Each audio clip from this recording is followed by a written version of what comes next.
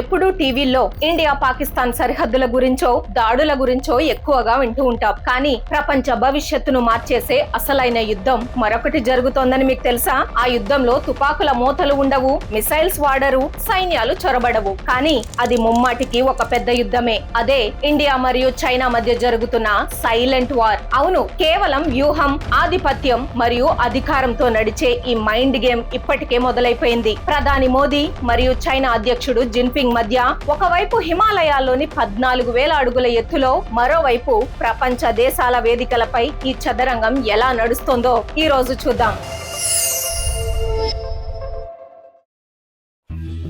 India China మధ్య జరుగుతున్న ఈ సైలెంట్ వార్ ను మనం ప్రధానంగా 5 పాయింట్స్ ద్వారా అర్థం చేసుకోవచ్చు. మొదటిది బోర్డర్ మరియు ఇన్ఫ్రాస్ట్రక్చర్. ప్రపంచం దృష్టి అంతా లడఖ్, అరుణాచల్ ప్రదేశ్ కొండల మీదే ఉంటుంది. కానీ అక్కడ జరుగుతున్న పోటీ కేవలం సైనికుల మధ్య కాదు, రోడ్ల మధ్య. అవును, ఈ రోజుల్లో రోడ్లు, టన్నెల్స్, బ్రిడ్జిలే వ్యూహాత్మక ఆయుధాలు. చైనా టిబెట్ ప్రాంతంలో చాలా వేగంగా హై స్పీడ్ రోడ్లు, మిలిటరీ కదలికలకు వీలుగా భారీ నిర్మాణాలు చేస్తూ వచ్చింది. ఒకప్పుడు మన వాళ్ళు వెనుకబడినా ఇప్పుడు ఇండియా వాళ్ళకి చుక్కలు చూపిస్తోంది. మన బోర్డర్ రోడ్స్ ఆర్గనైజేషన్ రేయింబవళ్లు కష్టపడి రికార్డు వేగంతో సరిహద్దుల్లో రోడ్లు వేస్తోంది. యుద్ధం వస్తే నిమిషాల్లో మన బలగాలు, సప్లైలు అక్కడికి చేరుకునేలా మన ఇన్ఫ్రాస్ట్రక్చర్ ఇప్పుడు చైనాతో పోటీ పడుతోంది. పగలు పౌరులు వాడుకునే రోడ్లు, రాత్రికి రాత్రే మిలిటరీకి ఉపయోగపడేలా భవిష్యత్తు కోసం మన దేశం సిద్ధమైంది. ఇక రెండోది ఎకనామిక్ వార్. యుద్ధం అంటే కేవలం మంచుకొండల్లోనే కాదు, ఫ్యాక్టరీలో కూడా జరుగుతోంది. మేడ్ ఇన్ చైనాకి చెక్ పెట్టి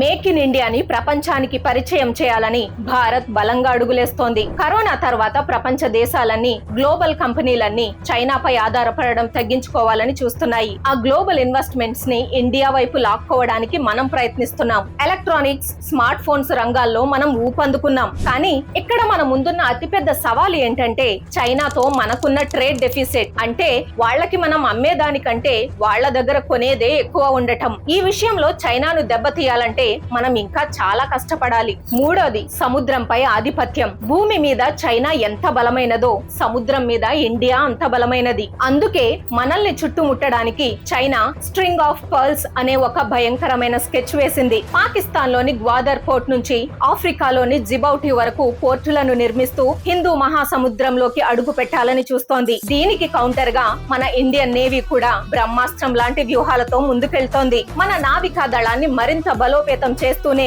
అమెరికా, జపాన్, ఆస్ట్రేలియాలతో కలిసి క్వాడ్ అనే కూటమితో చైనాకు చెక్ పెడుతోంది. ఆసియాలోనే అత్యంత కీలకమైన మలక్కా జలసంధి దగ్గర కూడా మనకు అన్నేసి ఉంచాం.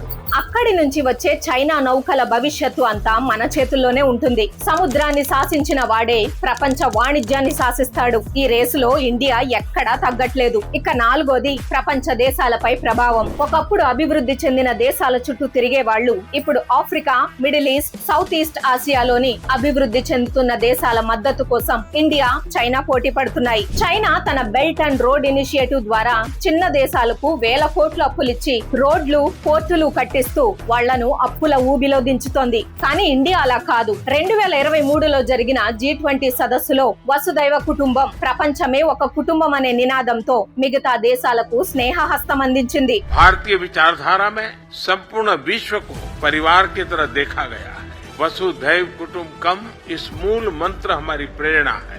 వాళ్ల దేశాల అభివృద్ధిలో భాగస్వామి అవుతూ చైనా అప్పుల ఉచ్చుకు ప్రత్యామ్నాయంగా నిలుస్తోంది. ఐదోది అత్యంత ప్రమాదకరమైనది డిజిటల్ టెక్నాలజీ. ఈ యుద్ధంలో ఆయుధాలు, డేటా మరియు ఇంటర్నెట్, AI, సైబర్ అటాక్స్ మరియు సెమీ కండక్టర్ల కోసం రెండు దేశాల మధ్య భీకరమైన టెక్ వార్ నడుస్తోంది. ఒకవైపు చైనా తమ టెలికాం దిగ్గజాలతో 5G నెట్వర్క్లను గుప్పెట్లో పెట్టుకోవాలని చూస్తుంటే ఇండియా స్వదేశీ టెక్నాలజీతో, డేటా సెక్యూరిటీతో వారికి అడ్డుకట్ట వేస్తోంది. భవిష్యత్తు దశాబ్దమంతా ఈ టెక్నాలజీ మీదే ఆధారపడి ఉంటుంది. ఇది పాతకాలం నాటి కోల్డ్ వార్ కాదు, ఇది అత్యంత సైలెంట్ గా జరుగుతున్న చదరంగం. యుద్ధం లేకుండానే ఆసియా ఖండం భవిష్యత్తును నిర్ణయించే ఒక మహా పోరాటం. ఎకనామిక్స్ నుంచి ఎలక్ట్రానిక్స్ వరకు, హిమాలయాల నుంచి హిందూ మహాసముద్రం వరకు ప్రతి అడుగులోనూ చైనాకి సరైన సమాధానం చెబుతూ ఇండియా ఎదుగుతోంది. మరి ఈ నిశ్శబ్ద యుద్ధంలో అంతిమ విజయం ఎవరిదవుతుందని మీరనుకుంటున్నారు? చైనా వేస్తున్న కుట్రలను తిప్పికొట్టడంలో మనకున్న అతిపెద్ద బలమేంటి? మీ ఆలోచనలను కింద కామెంట్స్ లో ఖచ్చితంగా పంచుకోండి. ఈ వీడియోలోని వాస్తవాలు ప్రతి భారతీయుడికి తెలియాలి. కాబట్టి వెంటనే ఈ వీడియోను లైక్ చేసి షేర్ చేయండి. జై హింద్.